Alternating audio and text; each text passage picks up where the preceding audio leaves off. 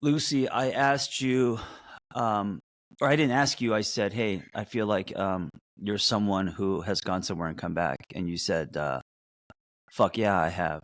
And so here we are to talk about where you've been and what it's like now back. I think many people uh, go on journeys, and also I think they're never ending. So if you're listening and you haven't gone somewhere and come back, you will, because that's life. But that's a wide topic. So I'm going to let you um, choose any journey that you want. And also, I do want to talk about conscious uncoupling, which is kind of Yes. the topic, right? Yes. All right. So, where do you want to start?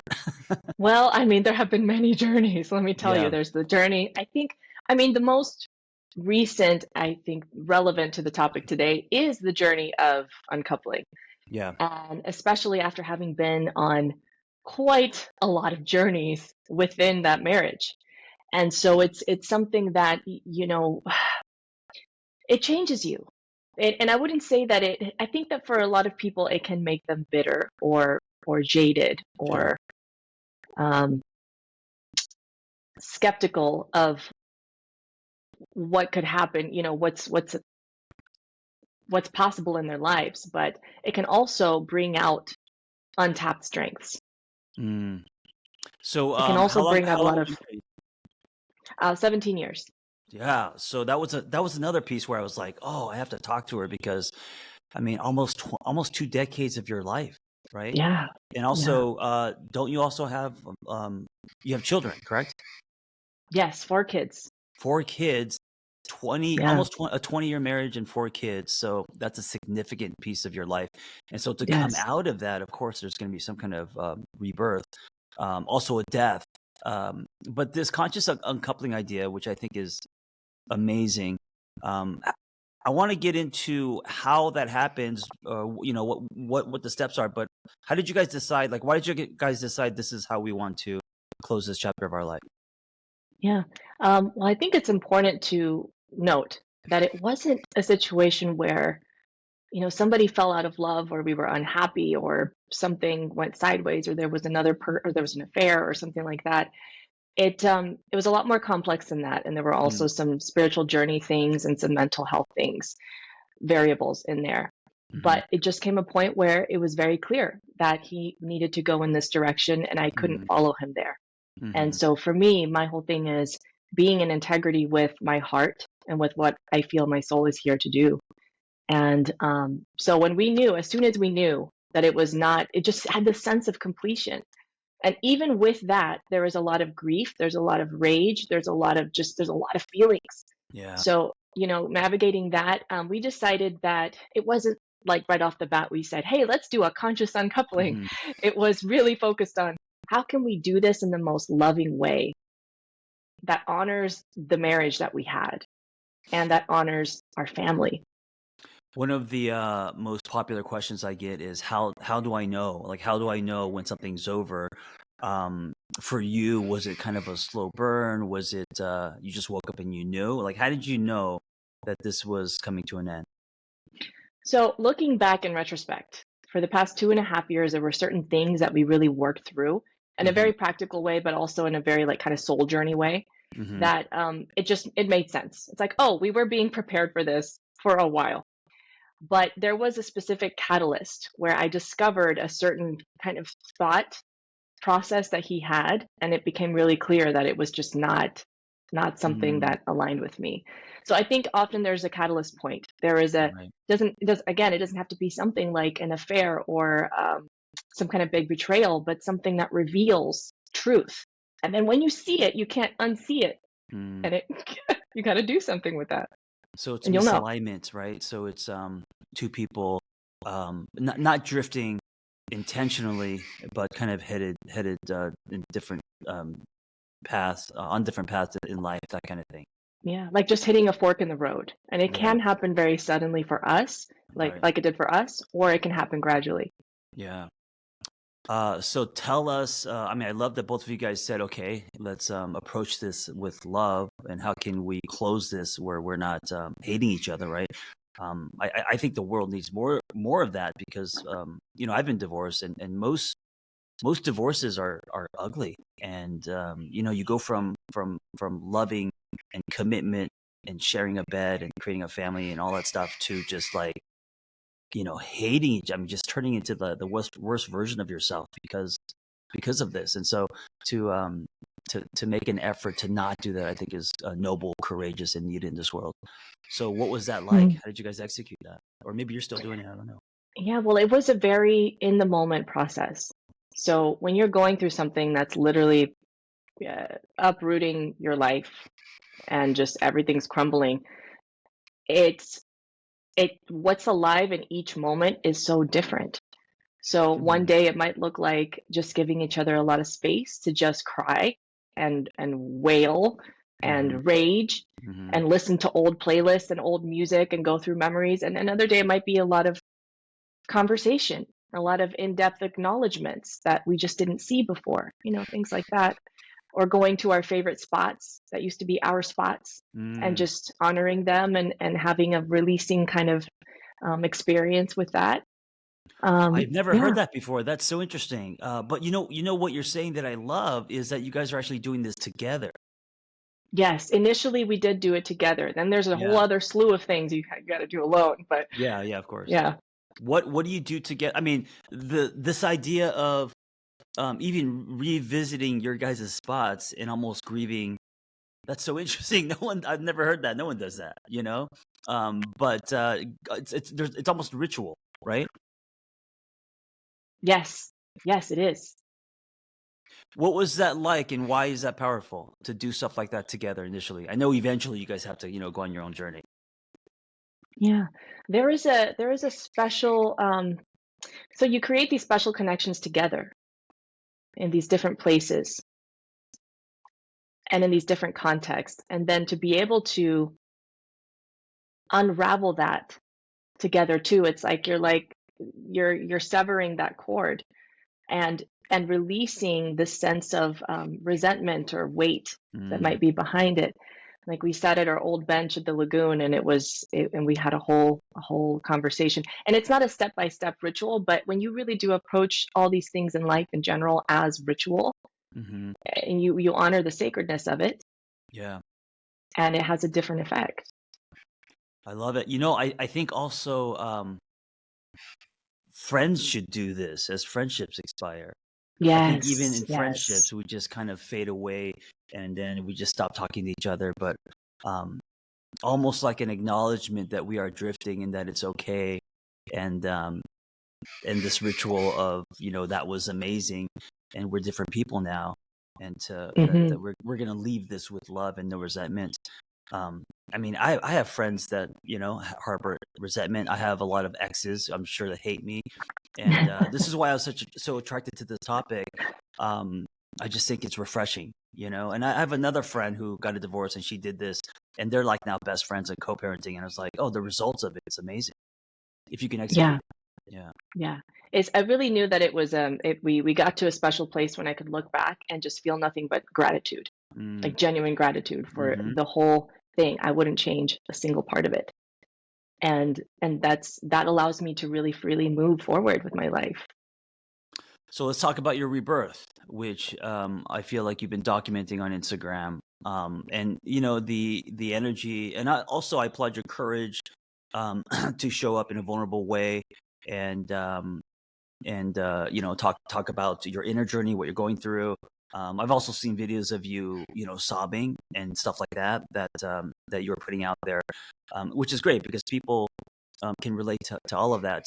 But as a Hmm. mom post divorce, um, talking about everything from like sexuality to what makes you feel alive, and to pain, everything. What's the rebirth been like? It's been a lot like my rebirths that I've had for the past 7, 8 years.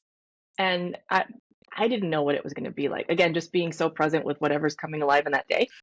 Mm, um, what am I feeling today? What's my experience? What am I working through? What am I like excited about? hmm And letting that influence what kind of content I'm creating, Right. and also what conversations I'm having in my life. Um, and so a lot of that too is sharing the journey with my kids in ways that my teenagers, they follow my Instagram, so they know what's up there. They're Right. older. Wait. But for my younger How do kids, you feel about that when you're doing the I don't know, more of the just the dancing and talking spicier. about the spicier Oh, stuff. it's so Yeah. normal. The Mm, thing is, John, it's so normal in our family. Like we started having these conversations and being more open with each other years ago. So it's not like mm, all of a sudden. I think there's a big shock factor for, say, a mom who just starts pole dancing and her kids are like, "Oh my yeah. God, I'm Right. so If you've never seen it embarrassed. My before. Yeah. friends at school are talking about it." No, I'm the mom that, if they have questions, they get to ask and they know that it's a safe space to ask. There's nothing they Mm, need to, try to like hide or feel awkward about. But that's a long-term cultivation there. It's yeah. So in this rebirth period, it's just a continuation of that, and they've gotten to see mom, like, not like pick up the pieces. It's but to be able to just be fully broken, feel broken, because I was right. never broken, but to feel like shattered, and Yeah. then give myself space to heal and give myself space to feel everything, and then let myself feel vibrant. Mm. And so I for them, I think it's healthy to see that. I feel like you practice a lot of the here and now. From what I'm gathering, Yeah. even like what you're saying about the way that you produce content, I check in with myself. What's my truth? Where am I? Where am I at? And I pull from there.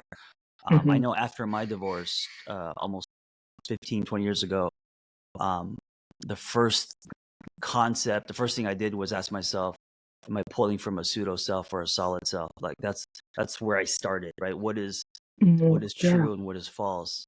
It seems like that's a practice for you, and that's helpful. Yeah. Yeah.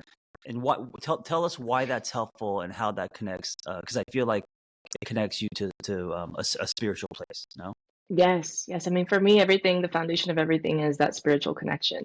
Mm, So the way that I have often communicated this, for example, on social media, is that when I really do trust that it's working out for me, I trust the universe, I trust the mm, process, I trust myself, and it gives me that permission inside really to just let go and not have to have it all figured out.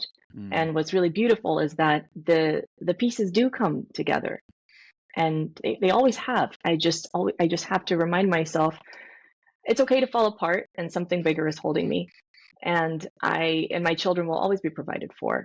So because mm, that was another thing that I was concerned about early on, is what if I'm so deep in my grief that I can't take care of them?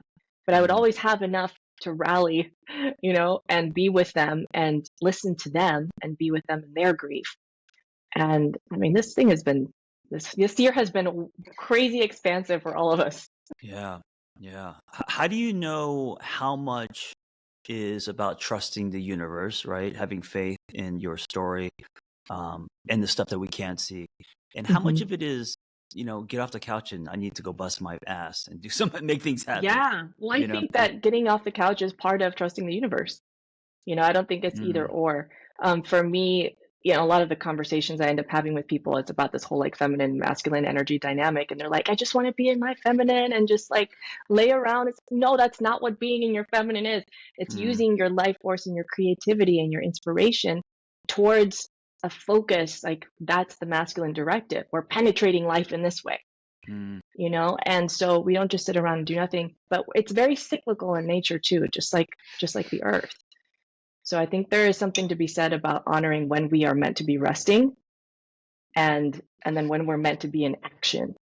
So, Yeah. for people who don't know, when you say feminine and masculine energy, you're not talking about Mm, gender, right? So, no.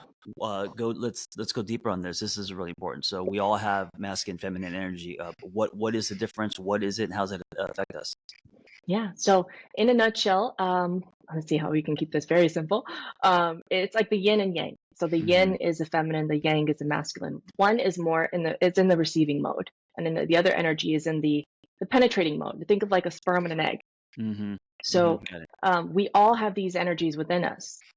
Some of us will have, we'll feel more comfortable more on one end than the other in our nature way of being. Hmm. Like I would still consider myself more of like a feminine kind of energy being.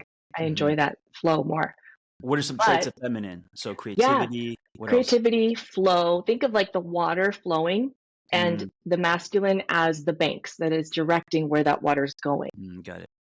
And so when the water doesn't have direction, it'll just go everywhere and Mm, it doesn't get anything done. It's just it gets worn out. It's exhausted. Um, but when it has focus and these two energies are working in harmony, that's creation energy. So then that's when real shit happens in real life. mhm, And that's my sweet spot that I've worked with for these past 11 years of entrepreneurship is where is that harmony, not necessarily balance, but that harmony mm, between the being and the doing. right. And that has really supported me through this transition and this rebirth because there was a lot of time I just had to be.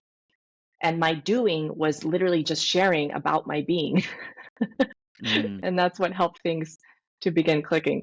Oh, interesting. Yeah, because when Yeah. when you say doing, I think about like action. I think about tasks, checking off Hmm. boxes, wanting to get done.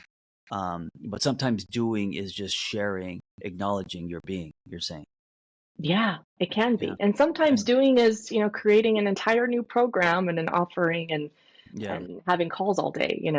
Yeah, yeah, yeah. How does the masculine and feminine, and of course, there's wounded versions of that energy, right? How does that impact relationships? Like, what do you think when you show up in a relationship? Why is it important to be aware of both energies? So I think for those listening who have gotten into, or maybe don't get into this, but you get into the internet polarity conversation Mm-hmm. and it's basically a spiritually repackaged way of enmeshment. Um, Mm, and so it sounds beautiful to not have to take care of anything and never be responsible for anything and just rely on my masculine partner to do it all. Not gonna lie, that sounds great. yeah, But at the end of the day, we are whole human beings, and to have a radically turned on, magical connected relationship, you need two whole human beings, not yeah. someone who's going to fall apart if you're not there. Mm-hmm. Then you can amplify the amazingness with each other. But what happens here is that, let's say for me, I would say, I like to tap into both of these energies every day. I feel good in that space. With a partner, I would want someone who, when I'm with him, I want to be able to soften around him Mm-hmm. and not have to be in control. However, I still have that within myself. So I Right. often like to talk about the inner union, inner polarity before bringing it into the relationship dynamic. Yeah, so there's those energies that exist within us, and then there's those energies that exist within the bigger container of the relationship, Yes, yes, right? yes. And that can shift, that can be fluid depending on the needs Mm, of the couple because it's like the connection between them is like its own entity. right. Yeah. I like this because it's not something that we necessarily, well, maybe now, but talk about in couples counseling, right? We talk a lot about issues and things that we are kind of both holding on the tug of war rope about. But when it comes to even something like this, where it's kind of abstract, masculine, feminine energy, the syncing up or alignment of people, our dance, um, I think it's huge. I think it impacts so much. Is there a delay? I think there's a delay. Yes, there was a delay there. I don't Oh, know what sorry. happened. Riverside, I don't know if yeah, it's there's me. I've been having problems with Riverside, but anyway. Oh So no. so now that you are I'm assuming kind of coming out of divorce, starting your Yeah. new life and rebirth, what are some revelations that you've had?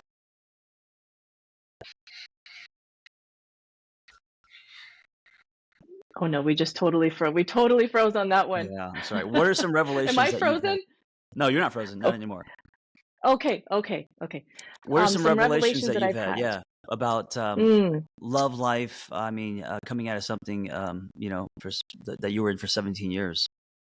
yeah, I think there are a lot of little micro revelations all the time. all Yeah. the time. Yeah. The most recent one was had to do with just my level of bubbliness and excitement, and I'm naturally this way a lot of Mhm. times, but then sometimes I'm not. And sometimes I'm very peaceful, I'm very at peace and I'm calm, but it can not seem as happy. And so there was this dynamic where, um, I felt like I needed to be more exuberant Mm, to prove that I was happy. And it's like, no, it's okay. I can be at peace and I can be happy and be chill. I don't have to always match the intensity. right. And so it's interesting is that now what I'm drawn to is not that level of intensity, but as I'm noticing that, it feels uncomfortable because it's different. And Mhm. so with someone who doesn't have that intensity but still has the depth, it's like, oh, something's missing. No, it's not. Yeah. It's okay. Yeah. So just little things like that. It's really noticing patterns and habits, really, um, that became, I would say, preferences. Just became the norm, and then Mhm. really coming back to what do I really want now? What are my preferences now? Mm. What do you want now as far as life, love, and what's next for you? You know, um, I would say it has a lot to do with expansion.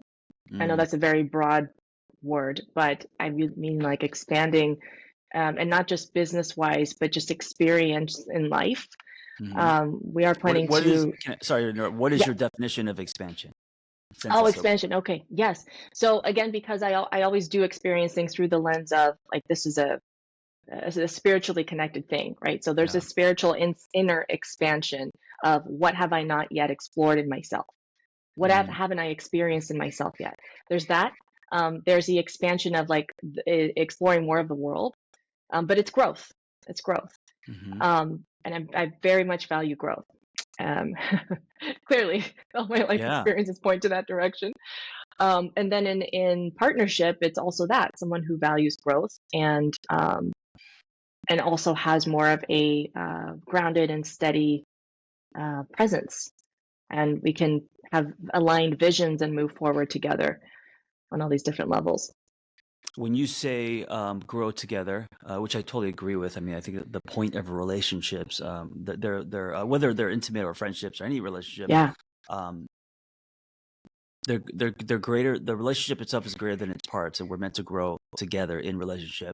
But Hmm. also, I think part of growing is kind of healing, right? And so healing Yeah. through relationships, and also healing doesn't always look like sex and pancakes. Healing No. is hard, and It's because confronting your deepest wounds. yeah, yeah, and I think it's weird because I think love is a double-edged sword in that it's kind of I choose to see magic in that, but some Hmm. people may feel like, oh, I got tricked. I I fell in got love with tricked. this person. Yeah, there was honeymoon stage, and I fell in love with this person. We were attracted for a reason, and now it's hard. Now I'm in it, and now I have to look at shit. This was not love. It Yeah. was bait. Sometimes in again the more universal, the bigger picture, it's like the universe will kind of bait you in with and then be like, bam, here you go, here's the work. So, Sorry, you froze for 1 second. Sorry, this Riverside connection is bad. oh no, Repeat it's what you just okay. said. Sometimes what? Yeah, sometimes it's like the universe will bait us in and say, Yes. here's what you want in a silver platter. And Right. then like, bam, here's exactly what you need to experience to heal those deeper wounds. And the Yeah. attraction is like just another thing. I think that so growing together, this concept of Mhm. growing together, it's really ultimately being so completely sovereign in your own self. And Mm, then also because you don't need that person, to fulfill you. You right. get to amplify whatever all that amazing stuff is, and that includes amplifying the wound. And so when you see that, when you have a partnership where both people are willing to reflect back on themselves and they can see the wound and help you, like, be like a co-facilitator in healing that wound, so they're Mhm. neither taking responsibility for your pain, but they're also not abandoning you when you're in it. Right. And to me, Right. that's like that sweet spot. So it's not like that's a you thing, go deal with it, but it's also not like, let me make this my problem. And there is a skill and an art to that. Yeah. I mean, what you're reminding me of is love being a corrective experience. Mm, So when yeah, you just yeah. said I will be here and not abandon you through this, that could be a corrective experience for someone who have always been left, right? So I think that is healing as well. Yeah. Yeah. Yeah. And these relational wounds we can only really heal in relationship. So you can only really heal so much on your own, but Mm-hmm. the inner self healing continues even when you're in a relationship. I think sometimes that kind of gets left out. What, let me ask you this. What is inner self healing look like for you? Like, what are some practices? I know a lot of people just, therapy and self help books, but what does that look like for you? Yeah, so there is that. There is that. There is the more of the analytical part of things to understanding things. And then there's what we do to work with the body.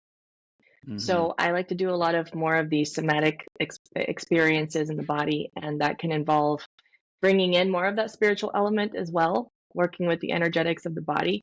I like to do a lot of movement and dance and breathing, breath work, conscious self pleasure. That's been one of the most powerful healing containers for me.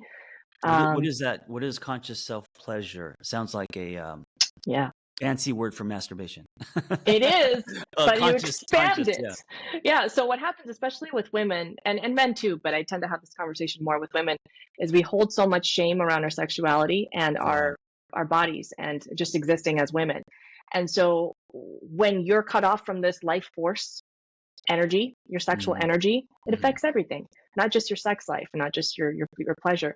So initially, the self pleasure practice is not very pleasurable. It's the place where they finally sit with their shame. It's where they feel Mm, disgusted by their body parts. It's where they're mm. confronted with all of those like traumas and things. So you really got to approach it slowly. It's not quite like masturbation, like we just get out the vibrator and we just like, Yeah, yeah, you know, get a yeah. quick hit. It's deep presence with the body and where the shame lives in the body. Mm. And it can be a truly psychedelic experience. I've had some full on psychedelic type experiences So as I'm in that listening to space, a psychedelic experience, but without right? Without any any substances. drugs, substances. Yeah. So, um, I'm thinking about for men what this would look like. A lot of men, including myself, grew up in locker rooms, introduced to pornography at an early age, 12. 9 a.m. Joined a fraternity in college and all that. I wonder what would this version for men look like? So I do know of some men who do this. Actually, there's a guy named I think Cam Fraser on Instagram in Australia, I believe, who does directly work with men on this. Mm. But there's so much more in depth that we could go on this, including what happens upon ejaculation to the physiology of a male body versus what Mhm. happens upon orgasm to a female body, because that like fuels her life force. The Oh, other right. one can deplete it. Puts you to So sleep for it's men. like, damn, that's unfortunate. Yeah, it's like the Yeah. more orgasms I have, the more alive and energized I have. The more a man ejaculates, he's like, I'm ready to sleep. So, and this Yeah. isn't the truth for everyone, but in general, that's just how the physiology is. So you want to keep that in mind. But a lot of it comes down to being more conscious of the connection with your body beyond just that one body part. So what's happening in the rest of your body? Can you Mm, bring more mm. awareness and expand that pleasure into other parts of the body and make it a full body experience instead of just like a focus like what men learned in porn, for example. Yeah. Yeah, and I think the biggest thing, would be to not use ejaculation as a, way to, numb or, like, just putting Yes, a lot of weight on definitely. that, Yes. like the release, right? Because it feels Yeah. good, and being addicted to the It's release. the pleasure, I mean, of the process, the pleasure of the journey before Yeah. that release. Yeah.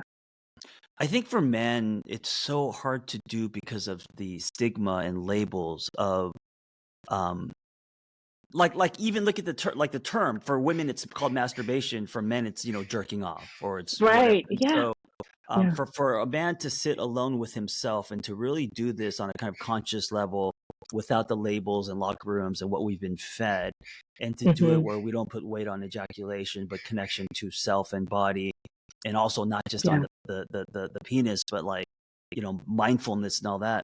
That's a lot of. Yes. I mean, I think we need guidance. I think we need um, I Yeah. don't even know. I wouldn't even know where to start. But I think, Yeah.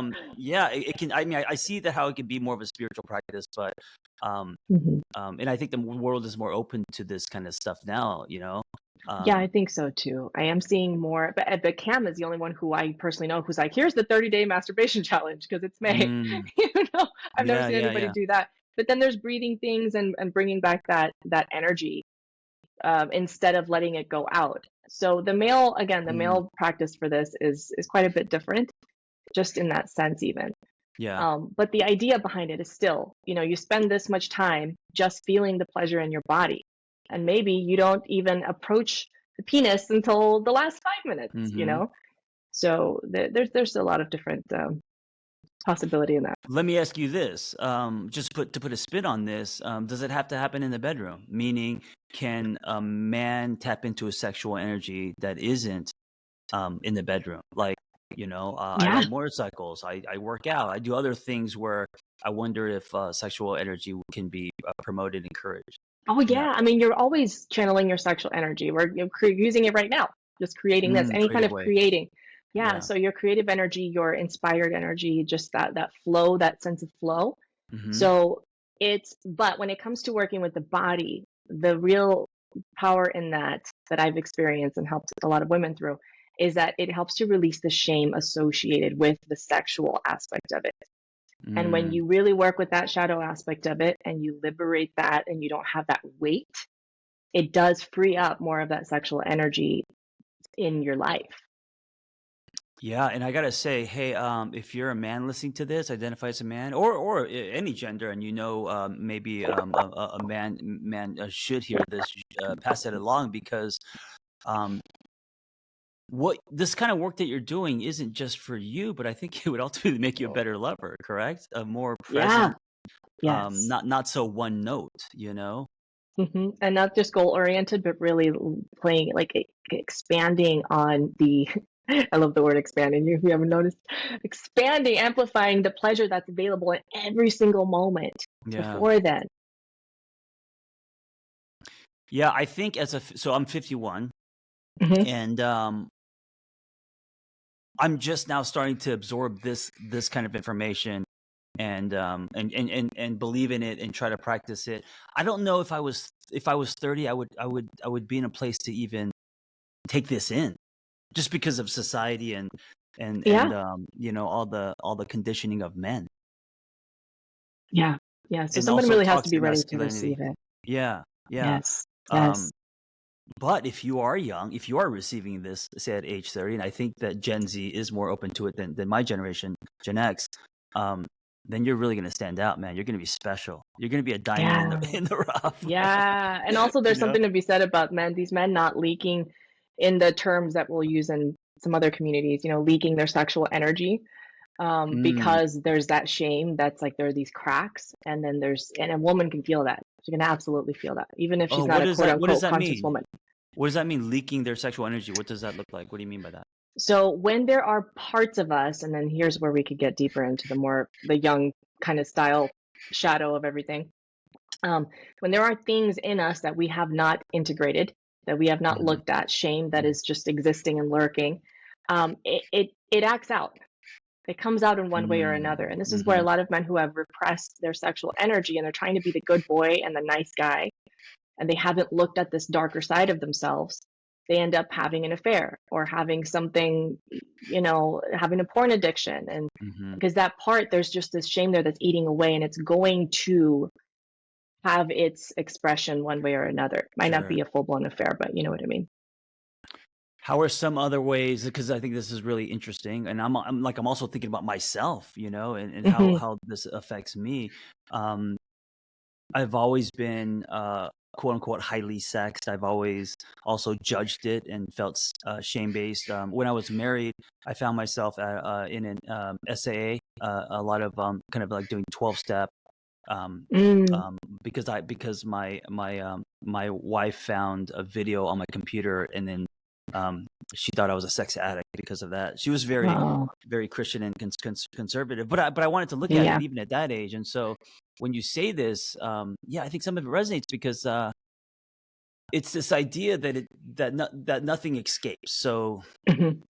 um, if you are not expanding, if you are constricting, I also love those two words because it's really street level, expanding and constricting it all. We are either Yeah. doing one or the other.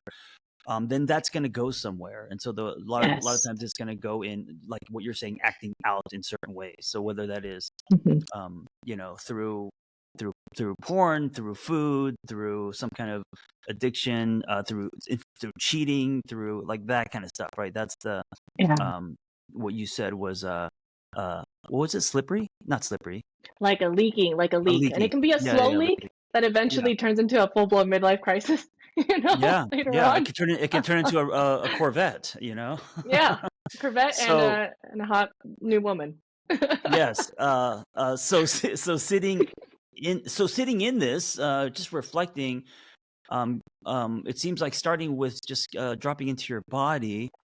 And then, of course, further what you're talking about, the fancy word I forgot. What was the fancy word you used for self-pleasuring? Conscious? Just conscious self-pleasure. Yeah. It's because you're bringing consciousness to it. Into the instead self-pleasure. of mindlessly doing it. Yeah. Right. So exploring yourself consciously, more connecting to something greater than you, instead of a way to just feel good or to release. And right? so instead of a way of just releasing a little bit of stress, which I'm all for that. I can just have a 30-second little session and you can feel good.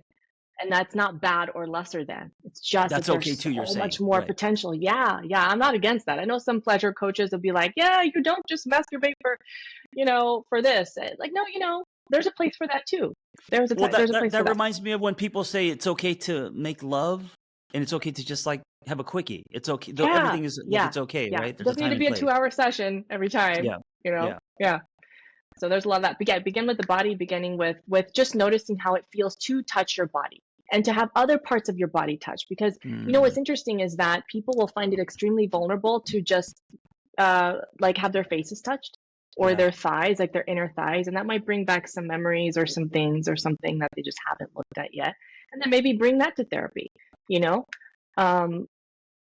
there's so many different aspects. But if you begin with the body and just notice what's there, and just make it a practice to keep showing up to that space, because what happens too is the body begins to feel more of that internal safety, that this is a safe space to feel things.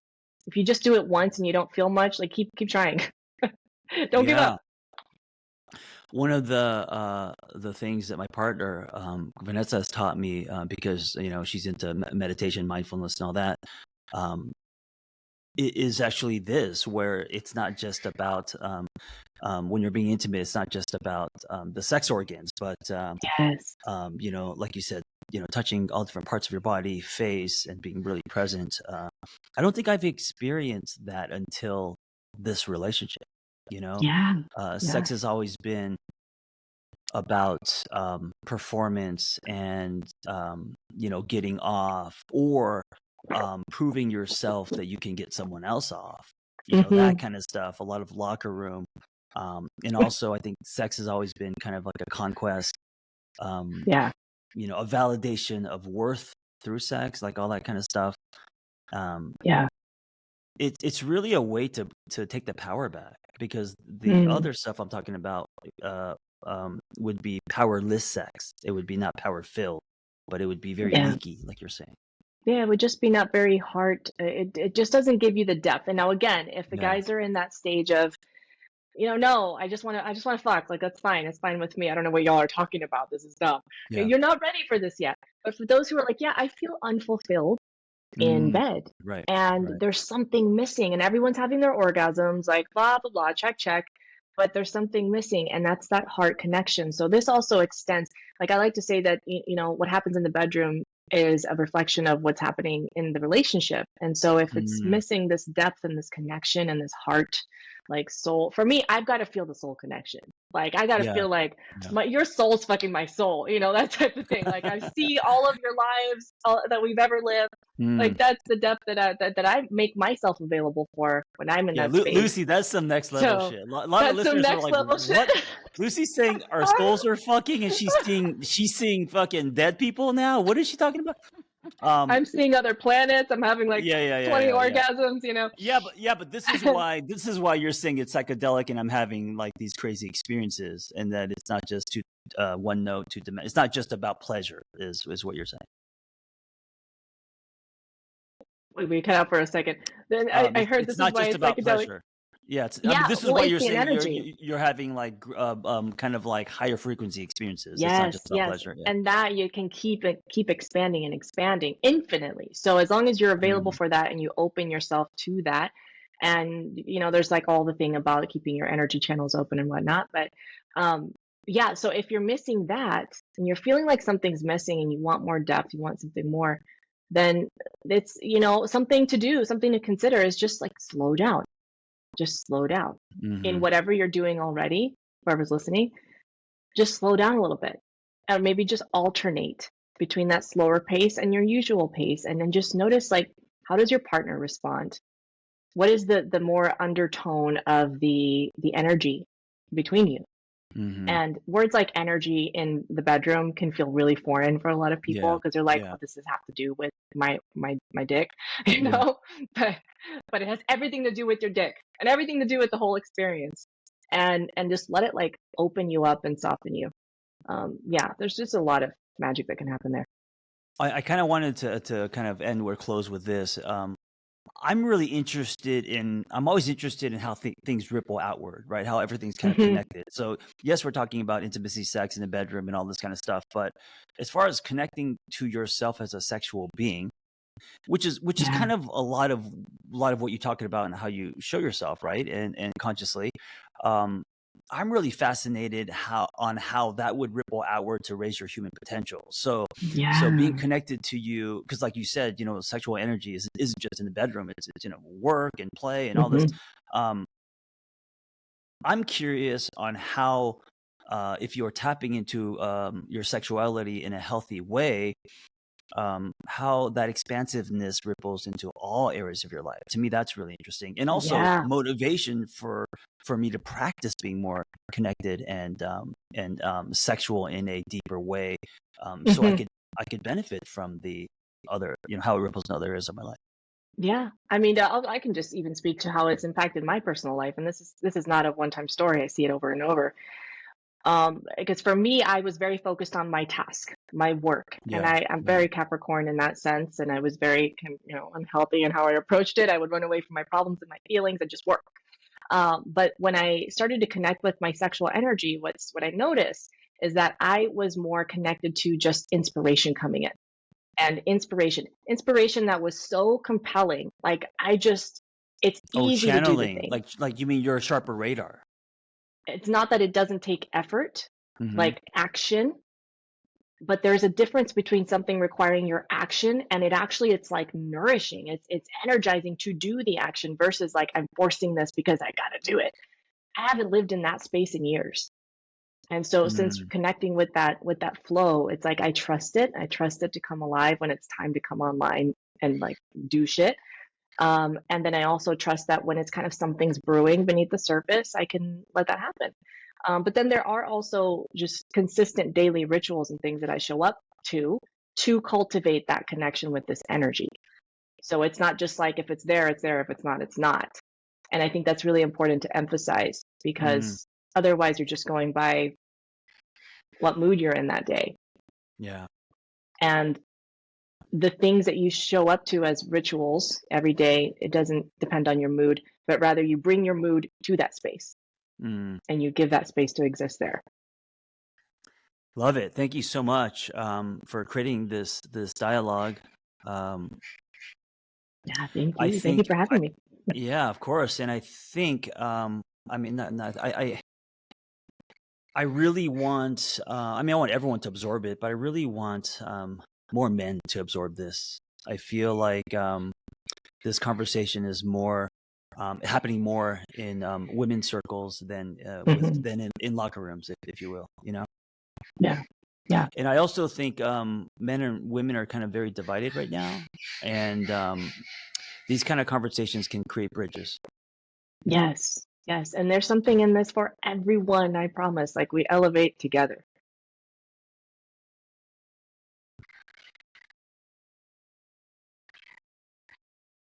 Sorry, you froze one more time. Oh no. I said there's something in this for everyone, Hmm. for both parts of the spectrum, the partnership, and Yeah. we elevate in this together. We heal together. Yeah. The more divisive we are, the more we're feeding the wound Yes. The global, you're talking about the bigger one collectively. Yeah. collectively. Yeah. Um, well, Luci, thank you for all the work that you do. And where can we find you? Well, you can find me on Instagram at Luci Lampe and also at my website at lucilampe.com. All the current offerings and coaching options will be there. Awesome. And we're gonna leave with one question. Let me think of a random question. It's gonna come through the hopper. What is one thing you know about yourself today that you didn't know just a year ago? um, oh, I didn't know that I would be a divorced woman. Mm, yeah, that's But also great. I didn't Yeah. know how I would, feel radiant again. And so Yeah. that's really, really beautiful to have been able to go through this transformation and be able to feel stronger. Hey, I saw Ali Wong last night Hmm. doing stand up, and her whole thing was about divorce, and it's really interesting because Oh, I mean I know it's comedy, but her shit was so raunchy, great in a good way, so I blunt, love and her. she's talking about I love her too, and she's talking about now that she's divorced at 42, how she just needs to get some dick, and just like really graphic, amazing, right? And then here we're kind of having the same conversation, but from a different angle and a deeper. So I feel like from last night to today, it's in my head. It's like The full women, spectrum. full spectrum, right? The full box of crayons. Um, a lot of women right now coming out of divorce and reinventing themselves. It's very topical, which Yeah. makes sense with what's happening in the world. Yeah. Yeah, and the full spectrum is valid. Not one Yes. is better than the other. We gotta Right. Right. own it all. Yes. Yes. Whether you want to get dicked or do a conscious self care. Yeah, you All can of do that. both. You could do Do both. both. Yes. Please Yeah. have both. Yeah. Yeah. Thank you so much, and everyone be well. Talk to you soon. Thank you.